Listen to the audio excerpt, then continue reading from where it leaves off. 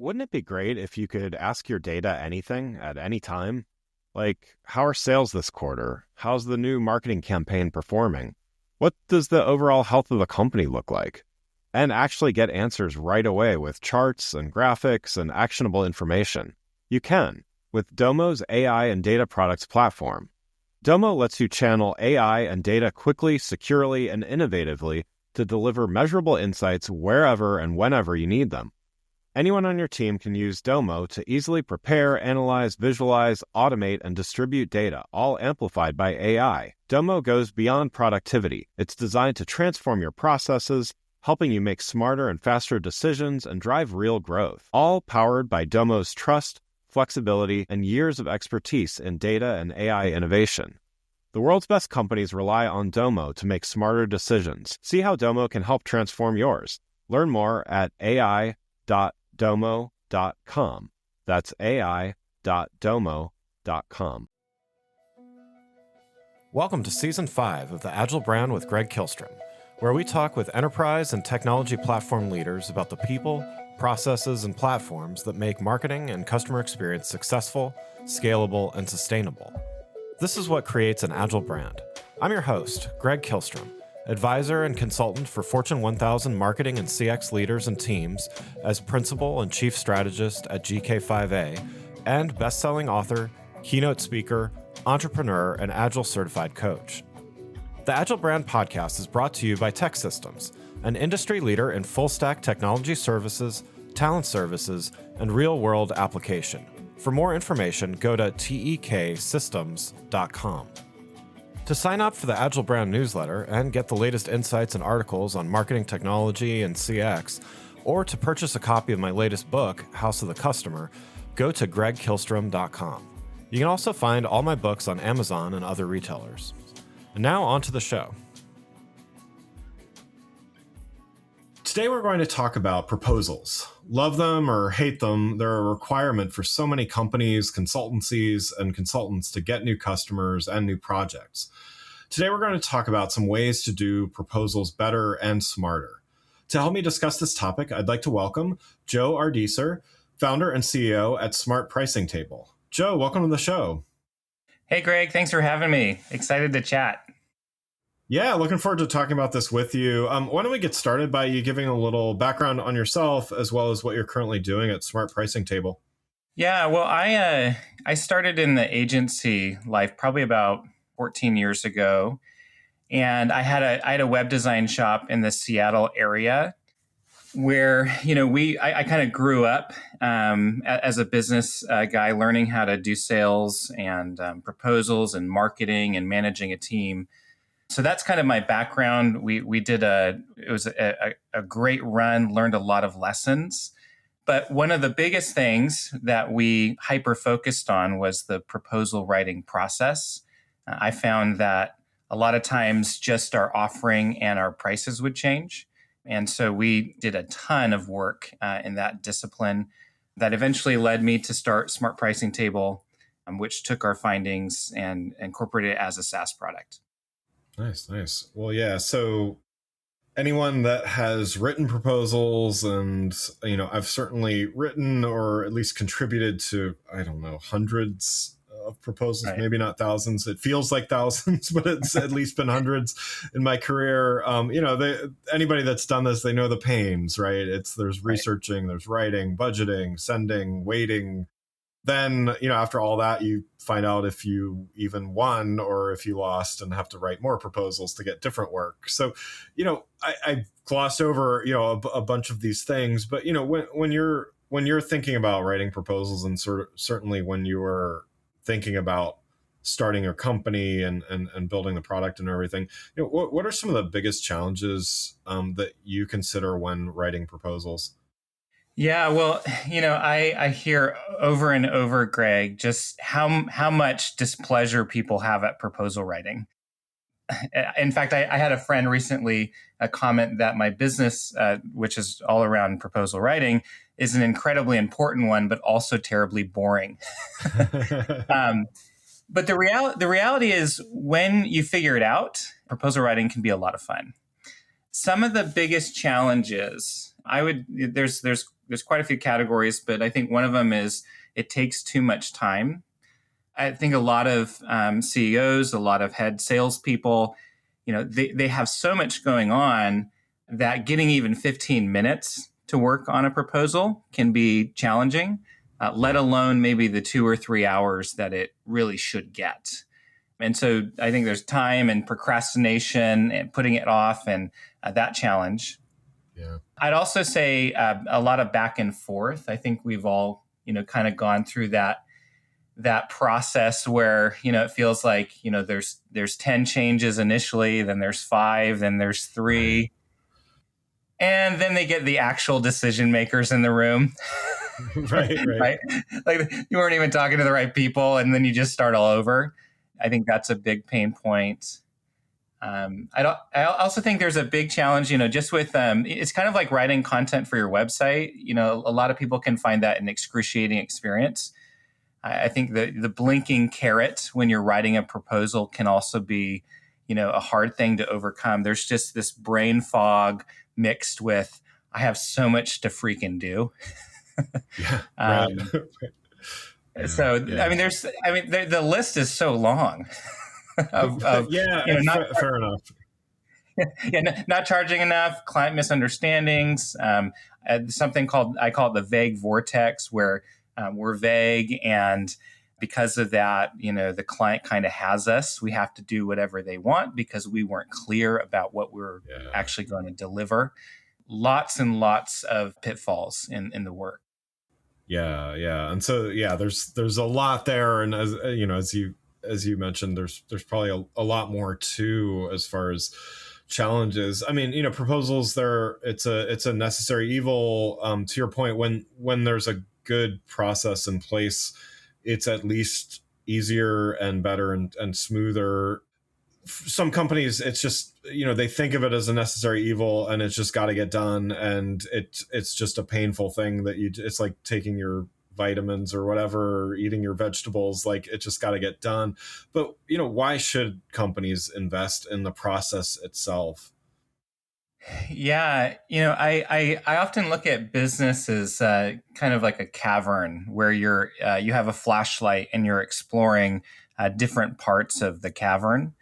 And a lot of times, it can take months or years to really get to the different, parts of it. And I'd say that proposal writing is one of those, very important parts that you have to explore. And until you do, there can be a lot of unnecessary pain. As far as why companies should invest in their proposal process, well, one of the questions we have to ask is what actually is a proposal? And if you sit down and think about it, so often what a proposal represents is a plan. Yeah. And though a lot of companies will look at proposals and they'll think, well, that's a really boring thing. I don't want to think about that. I don't like that. The process of it. When you pitch it as it's really a plan, well, that gets interesting. Yeah. Because if I'm going to do something with a customer, I want to plan to succeed. There's the saying, of course, failure. If you fail to plan, you plan to fail. Right. If you do proposal writing well, it's the foundation of your project, and it can lead you to success. Some of the big ideas, I think, would be shorter close cycles. If you're clear with your offering, if you know what you're actually selling, you're going to have less follow-up questions. Customers and prospects get the sense that you've done this before, which is very important. I would also say maintaining profitability. Many times the reason why we lose our margin is because we weren't clear. There weren't handles to grab onto. The customer said, well, you just said that you do this. And I'm thinking, right.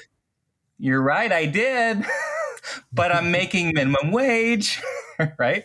Or my company is going bankrupt because we don't have handles to grab onto. Yeah. I'd also say reducing scope creep, which is very connected, of course, with profitability. I'd say joy in writing proposals. Did you know that you can actually enjoy the proposal writing process? I promise you. Wow. And we can talk about that. Yeah. Um, and then the last one I'll mention is kind of really big picture. Listen, when you create great proposals that lead to great projects, you end up with a great company, right? It really is the foundation. And I found running my agency for 12 years, if we did a shoddy proposal, not only would it affect my morale as the leader, but that would also go down to my team. If a team knows that you're not making money, if they realize that the project is going haywire, that definitely affects a lot. And you don't want to lose your team over bad Yeah. projects.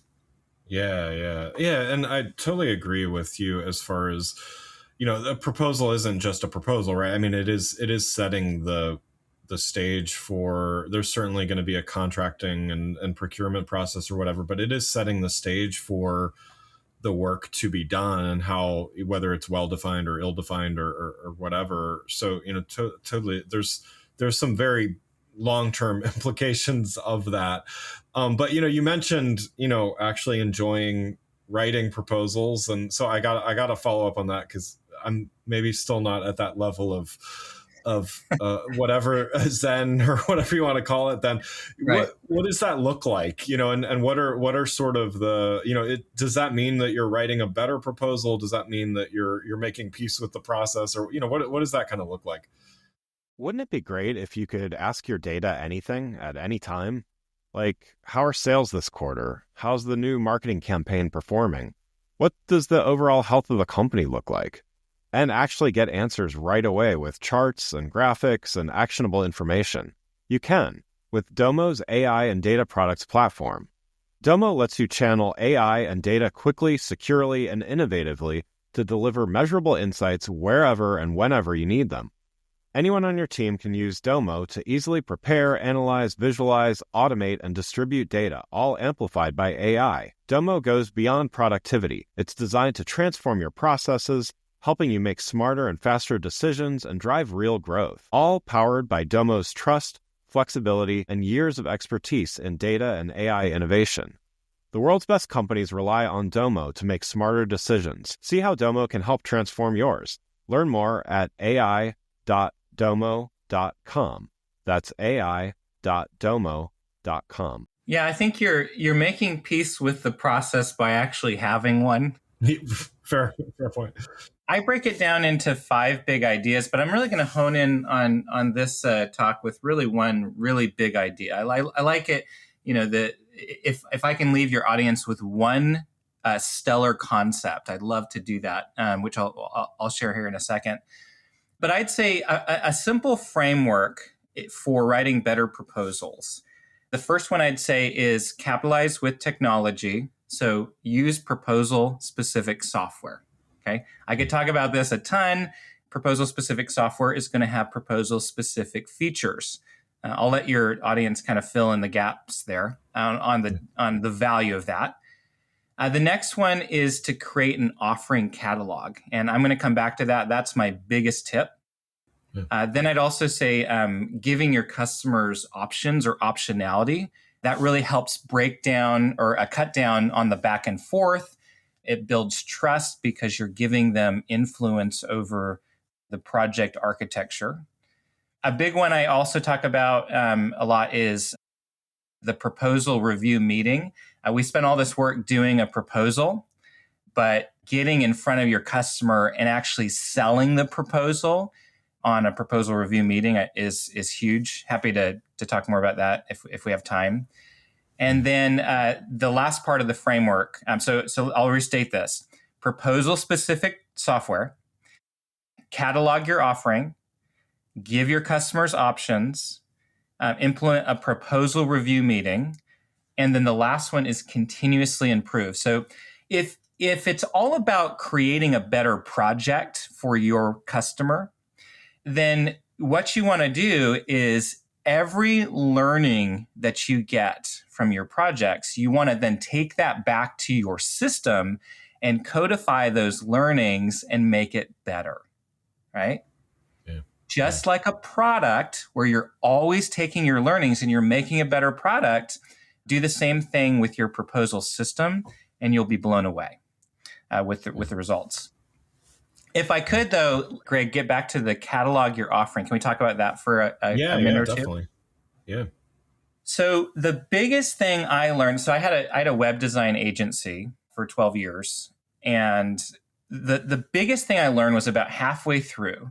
I can't remember who told me this, but they said they presented the concept of productizing your offering. Yeah. So what this means is instead of grabbing line items or offering text from past proposals, take the time to start building a library of your offering, the different offerings that you present. So, for instance, if you did online marketing, maybe one of your offerings is social media management. Okay. Yeah. What a lot of businesses will do is they'll give an offering like that, and they'll be vague. They're not really clear about it. But if you can start to flush that out and define it, okay, here's what's included: X posts per month.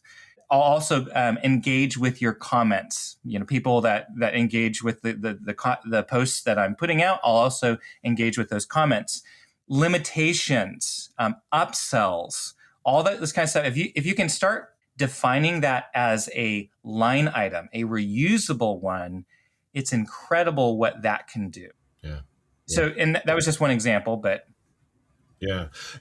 No, that's great, and that kind of leads to you mentioned reusability, and I was at a professional services conference a few months back, and that's kind of the holy grail, is this idea of this 100% reusable proposal template, which there's some things that may need to change, and certainly I'd love your thoughts on this, but on a case-by-case basis. But do you see this as how much of a proposal can or even should be reusable? I mean, using an example like your web design agency, for instance, because obviously different types of scope can be vastly different or whatever. But in a case like a company like that, is 100% reusable realistic or even possible, or is it like some 90% or something, or is that even the right question to ask? Well, I think that's a great question, and the value of continuous improvement is you're moving towards that with every new project. So yeah. I would say, I have a lot of experience with this because we were trying to get to that as far as we could, and I would say you never get to it 100%, nor should you necessarily, but 80-90%. What I found at my old agency is we were able to craft most of the proposal with reusable line items that we could then tweak. So as a specific example, let's go back to that social media management line item. So you're building that reusable line item. You're building other reusable line items like cold email outreach or website design or whatever the case in this marketing example. Just because that social media management offering could change per customer doesn't mean that I shouldn't templatize as much as I can, right? Because if I have a line item ready to go, maybe it's only 70 or 80% finished. Well, I'll still take that time back, right? Yeah, and if you have structured line items or structured content, you're not just starting from scratch. You can kind of look through the line item, tweak it real quick, make adjustments for your prospect, and you're back on the road or you're on to the next thing. So I do think that getting to 90% can be achievable, 80-90%, but you've got to be continually building your system, and each project is helping you build momentum. Before we continue, I'd like to introduce you to a sponsor of the show, Partner Hero. Customer service outsourcing has long been available mainly to large enterprise businesses with long-term contracts and onerous procurement processes. Partner Hero is challenging business as usual and bringing the benefits of outsourcing to small and medium businesses as well as startups. With short, flexible contracts and fast ramp-up times, Partner Hero is making customer support outsourcing a viable option for small and medium businesses and startups. It's perfect for companies with seasonality expecting a temporary spike in volume or that simply need to scale up. And their focus on quality means your customers will get an experience that feels like it comes from your team.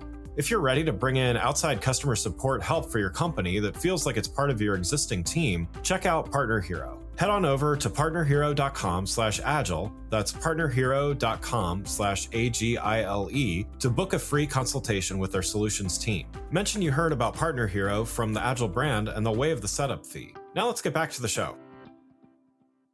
So then you've done this, you've put together a great proposal, you send it out, and it just kind of goes into someone's inbox or something like that. How do you maximize, like, is there something in the writing and the creating of a proposal that can maximize engagement from prospects after sending it? Like, how do you keep the dialogue going when you've just kind of thrown something over the fence and stuff like that? Yeah, I love that question. And I would recommend the proposal review meeting. So let me kind of outline this. And there are other parts, but I think this is key. So when I would do proposals, the basic process would be like this. I'd meet with the prospect. I'll pretend it's you, Greg, and I'd have a 30-minute call with you, like a sales discovery call. And I'd finish that call and I'd say, hey, Greg, I really appreciate you downloading all that information. Okay. What I'd like to do, the next step in our process is I'd like to do a 20-minute proposal review meeting. I would then bring up my Calendly in your time zone, Greg, and I would ask for a day that works well, and then I'd show you my time slots. Yeah. Now, I didn't ask you if you wanted to do the proposal meeting. I just said it's part of the process, and that makes it feel concrete, right? Every once in a while, you'll have someone push back, but that actually shows their cards a bit. And you kind of have to ask, like, how serious is this prospect if they can't give me 20 minutes, right? Yeah. Yeah. So then the attendance rate on that meeting is really high because you have something they want. They want to see your services and your prices, and they want to compare that to other proposals. And I think this is key, you don't send them the proposal until after the meeting, okay, with this setup. And then when you're actually on the meeting, it's so helpful because what you have the opportunity to do is you didn't just create a proposal, but you have the ability to sell it. Here's why I set it up this way. By the way, Greg, here's some additional options you might want to consider. We can't get into all the details here, but there's a lot of, I kind of described this. You might not realize we have this offering. It's a great opportunity to surface questions, nail down prices and their selections. And I just can't recommend the proposal review meeting enough. It's a great strategy. And I think to your point, I mean, I know this has happened to me or I used to own a marketing agency as well. And, if somebody really doesn't want to talk about the proposal with you to what you were just saying, chances are they need to show someone 5 proposals and choose one. And if you're number 4 or 5, you're just, you're helping somebody check a box, right? So, getting the meeting, or at least seeing the willingness to take a meeting, at least indicates you're in the running, right? The reality is striking. While we can stream movies on demand and order anything to our doorstep within a click, healthcare interactions often feel needlessly complex. Healthcare marketers, this one's for you. In Shop, Stream, Heal, author Adeline Ashley shares actionable insights from industry leaders like Netflix, Amazon, and Delta, showing how healthcare can thoughtfully adapt their winning strategies. This isn't about technology for technology's sake. It's about making healthcare more accessible, intuitive, and human. Drawing from real-world successes and lessons learned, the book shows you how to create healthcare experiences that truly meet patient needs while preserving clinical excellence. Shop, Stream, Heal by Adeline Ashley features a foreword from Dave O'Flanagan, CEO of Sitecore. It's published by the Agile brand and now available in print and digital formats on Amazon. Go to shopstreamheal.com for more information. Right. Yep. Yeah. I think that's really helpful. And a lot of times with sales, it's like it kind of similar to if someone's willing to pay you money, that's a signal that's a lot stronger than what they're actually saying. And so in the same way, them scheduling the meeting, being willing to do that is a key indicator for you. And I also like to say, the more they're talking to me, the less they're talking to my competitors. And how many other companies are doing this. It's a great way to distinguish yourself. Yeah, that's great. Well, yeah, and so then along those lines, I mean, so we talked about creating a proposal, we talked about getting that meeting. Any tips or thoughts on the next step beyond that is to go through some kind of procurement process. So is there anything about the proposal itself or the proposal process that helps get the signature faster, or gets approvals faster? Ways to think in that way. I would say one of the biggest things that comes to mind is optionality. When you think of optionality, it really kills so much of the back and forth. If you've got maybe a base offering with a few optional items that they can turn off and on, and you've got clear descriptions of those optional services, it can really, really streamline things. I remember recently I had a contractor who I was doing some kind of home service, and they sent me a bid, and I'd asked them, could you give me option A, B, and C? And unfortunately, they didn't, and it just made it take so much longer. Yeah. So that's a really big one. I'd also say I like to ask big questions or high-level questions to help understand the process. So I might say things like, just so I can understand, what does the decision-making process for this project look like? Yeah. A lot of times we don't have because we don't ask. Right. But most companies will just volunteer that information. You might also ask, who are the key decision makers? And I like to ask, what would happen if this project didn't go forward? All those questions can help you understand what's going on their side and can potentially help you expedite. The final thing I would say is I love the acronym FAMBAM. Okay. So it's from a meeting, book a meeting. And I already referenced that previously with the proposal review meeting. But I like to, ask those high-level questions, get the information from them, and then I like to book a meeting. Maybe they say, well, John's the decision maker. He's out on vacation for 2 weeks. I would then say, awesome. Hey, well, I'll send this proposal over. Could we meet middle of July and see if there's any questions that surfaced from John? Right? Yeah. You've got the next step, you've defined it, and you're working towards that close. Yeah. No, that's good. Definitely, that's great stuff. And I also wanted to talk about, maybe to go back to the beginning of the process. So we've talked about some great ways to get from proposal to winning the project, but going all the way back to not every project originates with a request for proposal or an RFP, but a lot do. And I've certainly responded to a lot of RFPs in my days as well. So this is more, geared to those sending out, but having responded to plenty of proposals as well. What advice would you have for those companies? In some cases, garbage in, garbage out, right? Like a bad RFP, which I've seen plenty, is not going to yield the best proposals regardless of how good the proposal process is. So, what advice would you have to those people out there? They have a big project, there's a lot on the line, they've got to send an RFP out. Like what would make a better proposal, from that starting point? Yeah, that's a great question. I think one of the things that can really kill RFPs is having way too much going on. You're asking for way too much. I know a lot of times with government RFPs, you just, it's kind of the nature of the game. You kind of have to do that. Right. But I would say, if you're asking for a million parameters or just a ton from your vendors, you're going to get a lot smaller of a response of people that are actually responding to those RFPs. Yeah. Another thing I would say is what I found responding on the other side, responding to RFPs, is that a lot of the companies wouldn't meet with my agency. And that really bugged me. You've got to understand that an RFP, a proposal in response to an RFP is helpful. And it's kind of like a first kind of measurement of how well a company listens and responds.